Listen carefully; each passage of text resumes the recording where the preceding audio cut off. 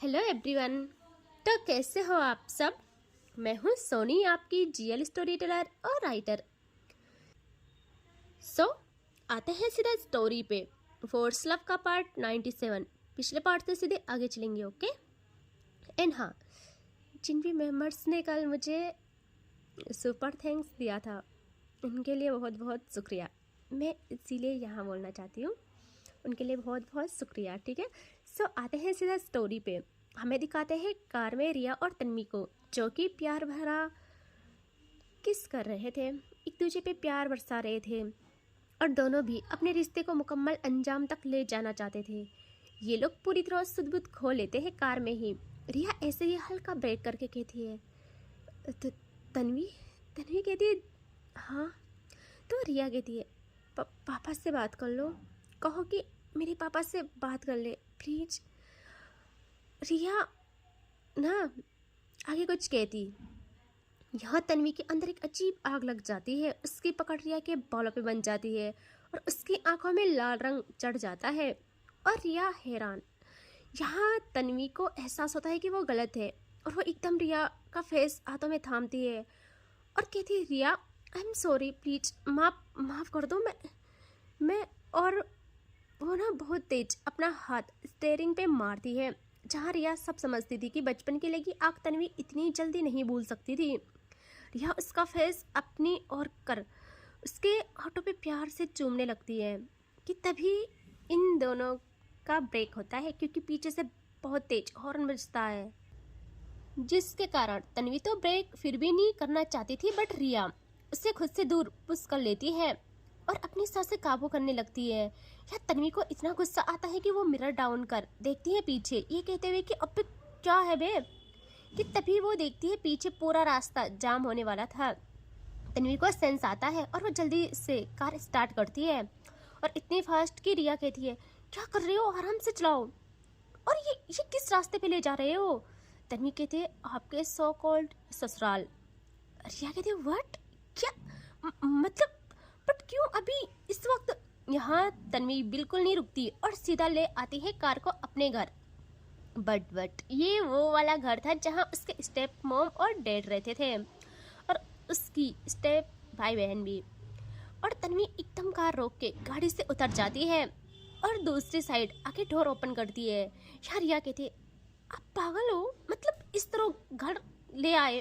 तन्वी कहती है जान आपको पता मैं यहाँ खुद 10 सालों के बाद आ रही हूँ। रिया कहती है व्हाट। तन्वी कहते हैं इस घर में मेरी माँ की यादें हैं, मेरी माँ के सपने जिन्हें कोई और जी रहा है। मेरा मन नहीं करता यहाँ आने का, बट मैं अपनी लाइफ की शुरुआत करने जा रही हूँ। पिछली ज़िंदगी सब खा करके जाऊँगी आज। यहाँ रिया जल्दी से उसका हाथ पकड़ के रोक लेती है, उसका फेस हाथों में लेती है और कहती क्या हुआ, क्या चल रहा है दिमाग में, इस कदर सडनली क्या हो गया आपको। तन्वी ना एकदम रिया को गले लगा लेती है। हाय, पूरी टूट चुकी थी वो, और ये वाला हक प्यार वाला था। और वो कहती है अब तुम ही हो जो हो, बाकी दुनिया मेरे लिए सब खाक है। यहाँ रिया तन्वी को प्यार से हक बैक करती है और कहती है बताओ ना क्या चल रहा है दिमाग में। तन्वी बहुत स्ट्रॉन्ग करती है खुद को और रिया से आई कांटेक्ट करती है और कहती है रिया मेरे लिए अब तुम सब कुछ हो, जो भी था मेरे दिल में किसी कोने में दिल के, अभी भी ये घर, यहाँ के लोग, यह कुछ यादें, आज से मैं अपनी पूरी ज़िंदगी तुम्हें देना चाहती हूँ, बस तुम्हें। लेकिन मुझे मेरी माँ का आशीर्वाद तुमको दिलवाना है आज, इसीलिए यहाँ लाई हूँ। बाकी मुझे इस घर से कोई लेना देना नहीं है और कुछ भी नहीं है। रिया कहती है मतलब, और तन्वी कुछ कहती ही नहीं, जल्दी से डोरबेल बजाती है और डोर होता है ओपन। एक बूढ़े आदमी आते हैं जो कि बरसों से यहाँ काम करते थे। वो जैसे तन्वी को देखते हैं उनके चेहरे पे प्यारी स्माइल आ जाती है। वो क्या करें, उन्हें कुछ समझ नहीं आता। वो कहते छोटे बाबू आप, क्योंकि वो पहले से ही तन्वी को छोटे बाबू कह के बुलाते थे। वो कहते आप इतने सालों में, उन्हें यकीन नहीं होता वो आज यहाँ आई है। और तन्वी भी रिया को प्यार से साइड हक करती है और उनके पास आ जाती है और उन्हें प्रणाम करती है रिया के साथ, वो भी पैर छू के। और वो ना डर जाते हैं, वो एकदम अपने कदम पीछे लेते हैं और कहते ये आप क्या कर रही हो, यहाँ तन्वी कहती है, काका आप ऐसे क्यों डर रहे हो, ये मैं पहली बार नहीं कर रही हूँ। और माँ के जाने के बाद जितने भी दिन मैं यहाँ रही, एक माँ का बाप का सारा फर्ज आपने अदा किया है। यहाँ वो और कुछ कहते तभी एक आवाज़ हॉल में गूंजती है, कौन है काका? क्योंकि उनको सिर्फ रिया दिख रही थी और वो जल्दी से खुश होके बोलते हैं, छोटे बाबू आए हैं मालिक। और जैसे वो सुनते हैं भाई, वो एकदम सोफे से उठ जाते हैं और देखते हैं सामने, और वहाँ तन्वी थी जो कि रिया का हाथ थामे बहुत टाइट पकड़ती है और अपने कदम बढ़ाती है आगे। यहाँ उसके पापा ना खुशी का ठिकाना नहीं रहता उनका, और तन्वी रिया का हाथ पकड़े डायरेक्ट उनके सामने आ जाती है और दोनों का होता है तगड़ा आई कांटेक्ट। यहाँ उसके पापा कहते हैं, तुम आज यहाँ मतलब, वो ना क्या कह रहे थे उनको कुछ समझ ही नहीं आता। वो कहते, रुको बेटा, मैं तुम्हारी माँ को बुलाता हूँ। यह तन्वी कहती है, मिस्टर खन्ना, मेरी माँ सिर्फ एक ही है। सो और यार यहाँ भी और उसके पापा भी एक साथ देखते हैं तन्वी को, और तन्वी कहती है, देखो परेशान होने की कोई बात नहीं है, मैं आपकी लाइफ को प्रॉब्लम में डालने के लिए नहीं आई हूँ यहाँ, बस एक डील करनी है। और वो शॉक्ड, उनको ना गुस्सा आता है। वो कहते, कैसी बात कर रही हो तुम, इतने सालों में लहजा नहीं बदला तुम्हारा। हाँ, एक नौकर को तुम पेट छू के प्रणाम कर रही हो और अपने बाप को मिस्टर खन्ना कह के बुलाया जा रहा है। तन्वी एकदम अपना हाथ उनके सामने करके कहती है, मेरा कोई बाप नहीं है। उनको भी गुस्सा आ जाता है। वो कहते, अगर बाप नहीं है तो यहाँ क्या कर रही हो? तन्वी देखती है रिया को और स्माइल करके कहती है, देखा, और तुम कह रही थी कि मैं इनसे बात करूँ, तुम्हारे पापा से बात करने के लिए। एनीवे, हाँ, नहीं है मेरा कोई बाप, और मैं यहाँ किसी से रिश्ते बनाने नहीं आई हूँ। मेरी माँ की लास्ट निशानी लेने आई हूँ जो मेरी दादी ने उन्हें दिया था, और अब उस पर मेरी बीवी का हक है। सो मुझे वो दे दो, मैं चली जाऊँगी। पहले तक हिम्मत नहीं हुई, लेकिन मैं लास्ट निशानी लेके अपनी माँ को और अपने को संतुष्टि देना चाहती हूँ। माँ का रिश्ता और अपना रिश्ता इस घर से हमेशा के लिए ख़त्म करके जाऊँगी आज। और वो जैसे सुनते हैं उनको ना दूसरा झटका लगता है। वो देखते हैं रिया को और कहते, बीवी मतलब? यह तन्वी कहते हैं, मैंने कहा मेरी माँ के कंगन मुझे दे दो। वो कहते, किस तरह बात कर रही हो तुम, एक मामूली कंगन के लिए मैं ऐसे हजारों बनवा दूँ तुम्हारे लिए? यह तन्वी गुस्से में कहती है, उसके गुस्से की सीमा नहीं रहती, उसका दर्द उसकी आंखों में खून बन के चमक उठता है। वो कहती, खबरदार, जब मेरी माँ की चीज को मामूली कहा तुमने तो मैं इंसानियत का रिश्ता भी भूल जाऊंगी। उसकी आवाज में ऐसी गरज थी कि उसके पापा भी डर जाते और रिया तो कांपने लग जाती है, और वो एकदम रिया का हाथ छोड़ अंदर बढ़ती है अपने पापा के रूम की तरफ। यहाँ उसके पापा खुद को संभालते हैं और रिया को कहते हैं, बेटा ये तो हमारी कभी सुनती नहीं, लेकिन आप बताओ ये क्या बोल रही थी, क्या चल रहा है ये सब? रिया उन्हें सब बताती है और तन्वी गुस्से में अपने पापा का डोर खोल के अंदर चली जाती है। कहीं नहीं देखती, वो डायरेक्ट कबर्ड की ओर जाती है, उसे भी खोल लेती है। वहाँ कीज रखी थी, उसे पता था सब, और वो उसे लेके लॉकर खोल के देखती है वहाँ, और उसकी आंखें नम हो जाती है, और वहाँ से अपनी माँ के कंगन निकाल के अपने सीने से लगा लेती है, और फिर दूसरे ही पल उसे अपनी जेब में रख के वहाँ से बाहर आ जाती है। यहाँ जैसे वो रूम से निकलती है, उसकी स्टेप मॉम किचन से बाहर आती है, ये कहते हुए कि इतना शोर कहाँ हो रहा है जी। और वो तन्वी को देख के शॉक्ड। यहाँ तन्वी एकदम रिया के पास आके उसका हाथ पकड़ लेती है और कहती है, चलो यहाँ से। और रिया कहती है, रुक जाओ। तन्वी देखती है उसे और कहती है, रिया, ये पहली और आखिरी बार तुम्हारे कदम यहाँ पड़े। अब यहाँ ना हम आएंगे कभी, ना ये घर हमारा रहा, ना यहाँ की यादें, और आज से इनके साथ जो भी बच्चे कुछ जख्म थे सब खत्म। मैं आज़ाद पूरी तरीके से। और वो आगे बढ़ती है कि यहाँ उसके पापा कहते हैं, क्या हो गया है तुम्हें, कितनी बार माफ़ी मांगू, 1000 बारी तुम्हारे घर जाता हूँ, मुझे गेट से अंदर आने नहीं देखते तुम्हारे गार्ड्स। इतने सालों में हमेशा आता हूँ मैं, इतने सालों में तुमने यहाँ कदम रखे हैं, और इस लहजे में बात हो रही है। कुछ तो रहम करो हम पे, कितना तड़पाओगी हमें? तुम्हारी माँ कितनी बारी कहती है कि जाके उसे मनाते हैं, अपनी गलतियों की माफ़ी मांगते हैं, बट तुम यहाँ। तभी उसकी स्टेप मॉम भी कहती है कि तन्वी बेटा, हमें हमें माफ़ कर दो। यहाँ तन्वी कुछ नहीं सुनती, इवन वहाँ देखती भी नहीं, और वह जैसे रिया का हाथ पकड़े बाहर जाने को होती है, उसी पल उसके कदम दो मासूम आवाज पे रुक जाते हैं, जो कहते हैं दीदू। उसके भाई बहन उसकी दूसरी माँ से हुए थे, बट शादी के बाद सालों लग गए लेकिन उनकी औलाद नहीं हुई। फिर हुए थे, उनकी उम्र 9-10 साल तक की थी और दोनों जुड़वा थे। वो भाग के तन्वी को हक कर लेते हैं और तन्वी फ्रीज। उसने तो उनको लास्ट पता नहीं कब देखा था और उससे ये समझ नहीं आता कि ये मुझे जानते हैं। यहाँ दोनों उसके सीने से लिपट जाते हैं और वो देखती है अपने पापा को और फिर उन बच्चों को, और वो कहते हैं कभी कभी आते क्यों नहीं? आज इसीलिए आए हो ना क्योंकि आज हमारा बर्थडे है, इसीलिए आए हो ना? तन्वी कहते हैं बर्थडे आपका? यहाँ वो कहते हैं आपको पता पापा और माँ हर दिन आपकी बातें करते हैं। हमने कितनी बार कहा कि आपसे मिलवा ले, बट हम घर आते हैं आपके और आपके वो गंदे गार्ड्स हमें अंदर आने नहीं देते। और तन्वी ना पिघल जाती है। वो उन्हें हक बैक करती है और कहती है आप अगर आज के बाद अकेले आओ तब नहीं रोकेंगे कोई आपको, ओके?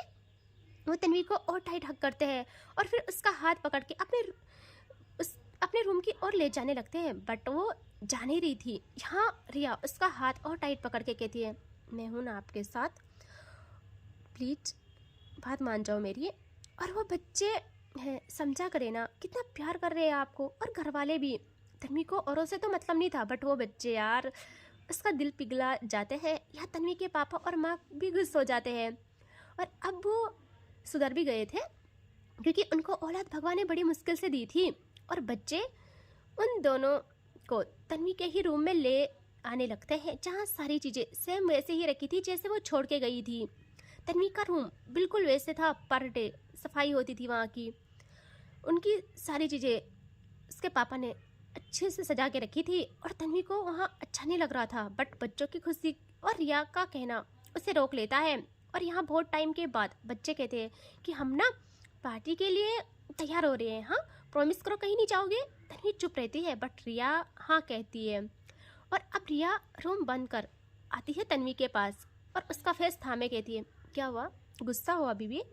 तन्वी मुंह फेर लेती है और रिया अगेन उसका फेस सामने करके कहती है आई नो कहीं दर्द ऐसे होते हैं उन्हें बुलाया नहीं जाता, लेकिन कभी कभी उनको जकड़े रहने से हमें ही तकलीफ होती है, हमें खुद अजियत होती है। सो छोड़ देना चाहिए, अपने मन के बोझ को उतार देना चाहिए अपनी खुशियों के लिए। और वैसे भी वो माफ़ी मांग रहे हैं तो माफ़ कर देना चाहिए। माफ़ी मांगने वाले बड़े नहीं होते, माफ़ कर देने वाले बड़े होते हैं। तन्वी कहती है डार्क टोन में कभी नहीं कभी नहीं। और वो जल्दी उठने को होती है कि रिया उसे उसके कॉलर से पकड़ के खींच के अपने करीब करती है और उसके लबों पे जबरन अपने प्यार की वर्षा करने लगती है।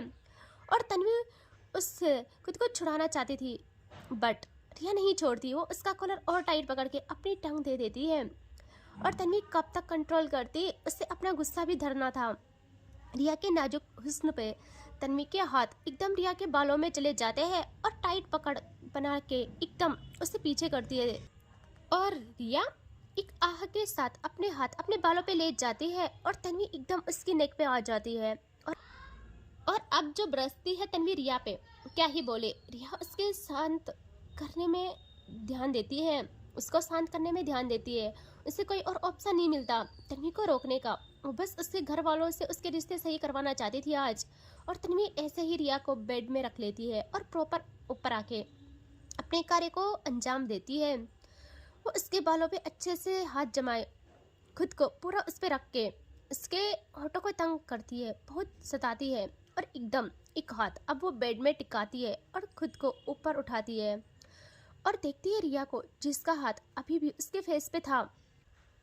और तन्वी आंखों में देखते हुए अपने शर्ट पे हाथ ले जाती है और पहले टॉप का एक बटन खोलती है और एकदम अगेन उसके लबों पे आके अपने सारे बटन्स गुस्से में खोलती है। और यह समझ गई थी अब ये कहाँ तक जाएगा। और तन्वी अब उसके कानों के पास आती है, उसके कान को हल्का दांतों तले रख के दबाव बनाती है और खींच के छोड़ देती है। और दूसरे ही पल उसकी नेक पे आके प्रेसिंग करती है, बस एक बारी, बट इतनी तेज इतने हार्ड की जिससे रिया की आवाज़ रूम में गूंज जाती है। और दूसरे ही पल तन्वी एक हाथ उसके मुंह पे रखती है और कहती है आवाज़ नहीं और अगेन एक प्रेस करती है और रिया की पकड़ उसकी नेक पे बन जाती है। यहाँ तन्वी ऐसे ही कर उसके टॉप को हल्का ऊपर कर अब प्रोटीन करने लेती है ग्रहण। अब प्रोटीन लेने लगती है इस तरह की रिया के हाथ और वो खुद बेकाबू हो जाती है। कभी उसके हाथ तन्वी के बालों पे, कभी तकिए पे और कभी अपने मुंह पे आने लगते हैं और तन्वी ऐसे ही धीरे धीरे नीचे आती है टमी एरिया पे और वहाँ दांतों के निशान छोड़ देती है।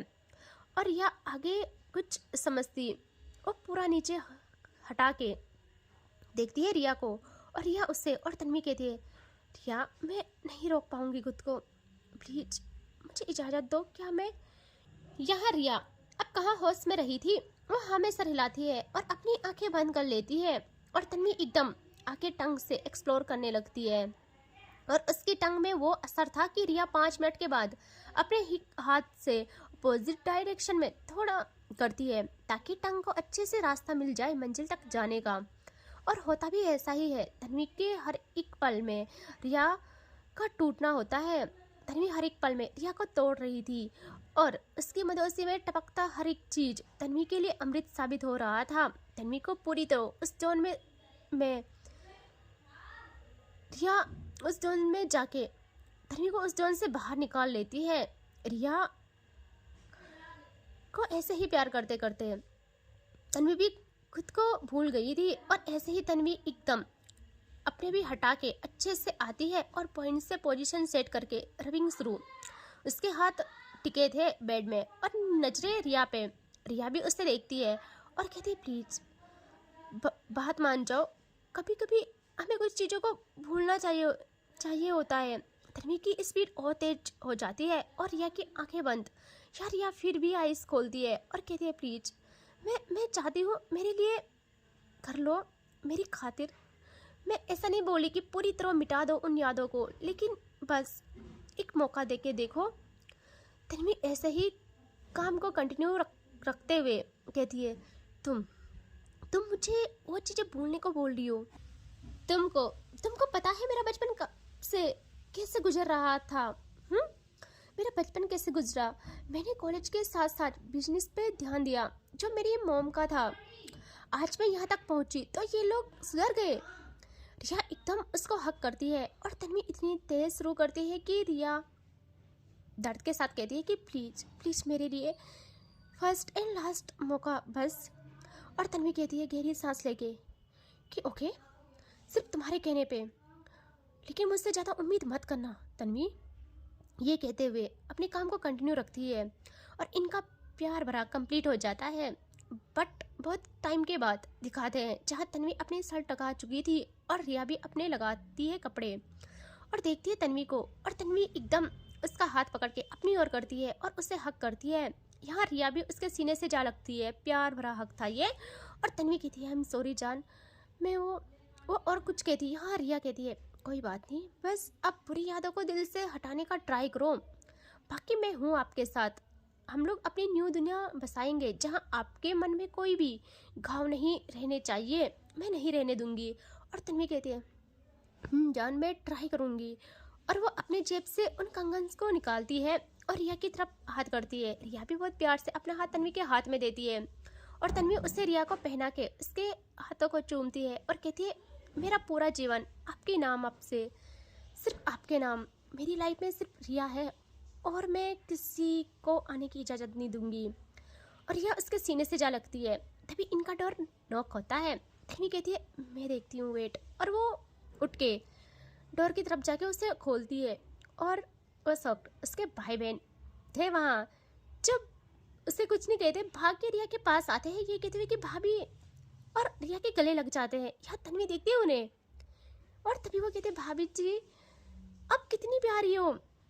और तन्वी सॉफ्ट वो डोर बंद करके इनके पास आती है और कहती है, वाह आपको किसने सिखाया ये सब।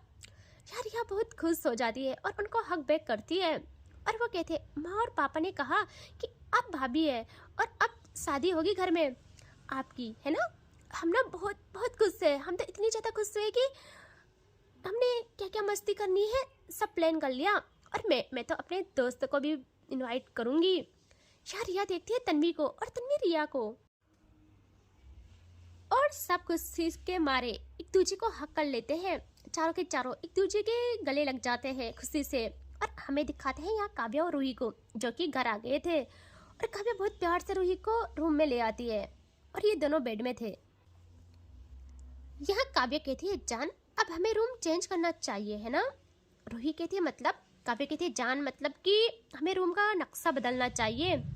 हर जगह बच्चे की जरूरत की चीजें होनी चाहिए, जैसा आपने डिजाइन किया था वैसा। और काव्या रूही की गोदी में सर रख के सारी चीजें डिस्कस करने लगती है।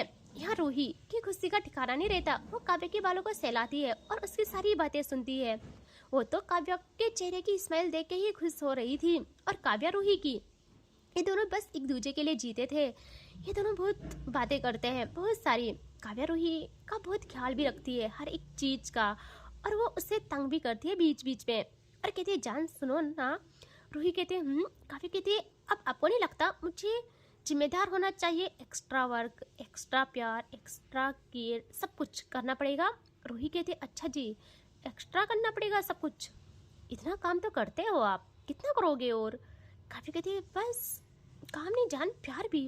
और वो एकदम टच करके हल्का प्रेस करती है उसे सताने के लिए। वो उसे सताना चाहती थी। रूही एकदम काव्या का हाथ हटा के कहती है, मैं आपसे सुधरने की उम्मीद कर ही नहीं सकती, गंदे इंसान, हटो अब यहाँ से। और वो काव्या का सर हटा लेती है गोदी से अपने। और काव्या कहती है, ओहो मेरी जान ने तो कहा था जब मैं नहीं सताती तो उनको अच्छा नहीं लगता, अभी क्यों गुस्सा करना हो रहा है? वैसे आई नो ये झूठ मूठ का गुस्सा है मेरी जान का। और वो रूही का हाथ पकड़ उसे अपनी ओर करती है और उससे प्यार करने लगती है। यहाँ रूही का गुदगुदी हो रही थी। वो हंसती है और कहती है, बदमाश, सच्ची में बदमाश हो आप, छोड़ो मुझे वरना मैं मम्मी जी से शिकायत करूंगी आपकी कि आप मुझे ना सताते हो, बस आप मुझे परेशान करते हो और मैं आपसे बहुत परेशान हो जाती हूँ। काव्या एकदम उसकी नेक से हट के कहती है, जान ऐसे धमकी मत दिया करो, आप और आपकी सासू माँ मुझे चैन से जीने नहीं देंगे वरना। और ठीक है, मैं सताती हूँ ना आपको? और वो कहती है कि ठीक है, मैं ऑफिस जा रही हूँ, रहो आप, नहीं आऊँगी, रात को आऊँगी सीधे, फिर तड़पना मेरे बिना। और वो जल्दी से उठने वाली होती है कि रूही एकदम उसको उसके कॉलर से पकड़ के अपनी ओर खींचती है और कहती, ये क्या बकवास है, और रात को क्यों आओगे आप सीधा? काव्या कहती है, आपने ही तो बोला कि मैं तंग करती हूँ। यार रूही की इतनी मासूमियत झलकती है ना, रूही इतनी मासूम कि वो एकदम काव्या का हेड पकड़ के अपनी नेक पे लगवाती है और कहती है, ठीक है करो जो करना है, बट इतनी देर के लिए मत जाना, जल्दी आना। और काव्या को हवा वाली फीलिंग आती है। वो रूही को टाइट हक करती है, उसका माथा चूमती है और कहती है, क्यों हो मेरी जान आप ऐसी, I love you so much, और आप रहो ना, रहो, मैं आपसे इतना दूर बिल्कुल नहीं रह सकती हूँ। और वो रूही को अपनी बाहों में रखती है बहुत देर तक।